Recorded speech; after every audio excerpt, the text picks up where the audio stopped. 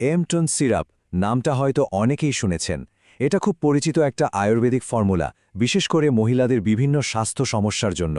চলুন আজ এটা নিয়ে একটু বিস্তারিতভাবে কথা বলা যাক। আচ্ছা, অনিয়মিত পিরিয়ডস বা মাসিকের সময় ব্যথা, এই সমস্যাগুলো কি খুব চেনা লাগছে? এগুলো কিন্তু অনেকের জন্যই একটা বড় চিন্তার কারণ। তো এই এমটোন সিরাপটা আসলে কি? সোজা কথায় এটা একটা আয়ুর্বেদিক বা ভেষজ জিনিস। আর সবচেয়ে বড় কথা কি জানেন, এটা কিন্তু নন হরমোনাল, মানে এর মধ্যে কোনো রকম বাইরের হরমোন মেশানো নেই। ওকে, তাহলে চলুন দেখে নিই এটা ঠিক কি কাজে লাগে। দেখুন, এর কাজের তালিকাটা কিন্তু বেশ লম্বা। যেমন ধরুন, পিরিয়ড যদি সময় মতো না হয় সেটাকে নিয়মে আনা, মাসিকের সময় যে ব্যথা হয় সেটা কমানো, আবার ধরুন ব্লিডিং খুব বেশি বা কম হলে সেটাকেও স্বাভাবিক করতে সাহায্য করে। শুধু এটাই না, পিসিওএসের মতো হরমোনাল সমস্যায় যারা ভুগছেন তাদের জন্য এটা সহায়ক। আর হ্যাঁ, শারীরিক দুর্বলতা কমাতেও কিন্তু এর ভূমিকা আছে।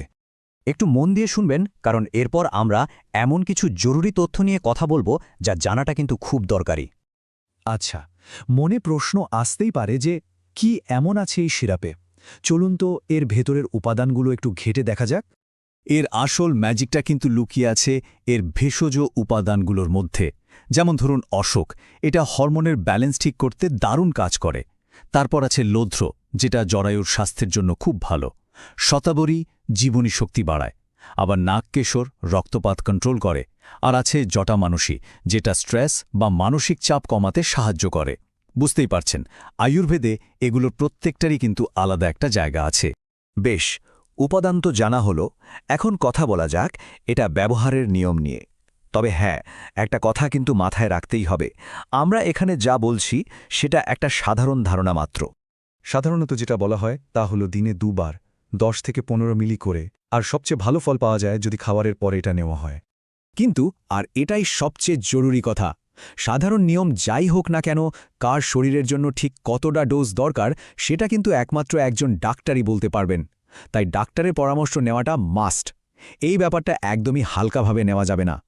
এবার আমরা এমন একটা বিষয় নিয়ে কথা বলবো যেটা খুব মন দিয়ে শোনার মতো, মানে এর সতর্কতা আর সাইড এফেক্টস নিয়ে।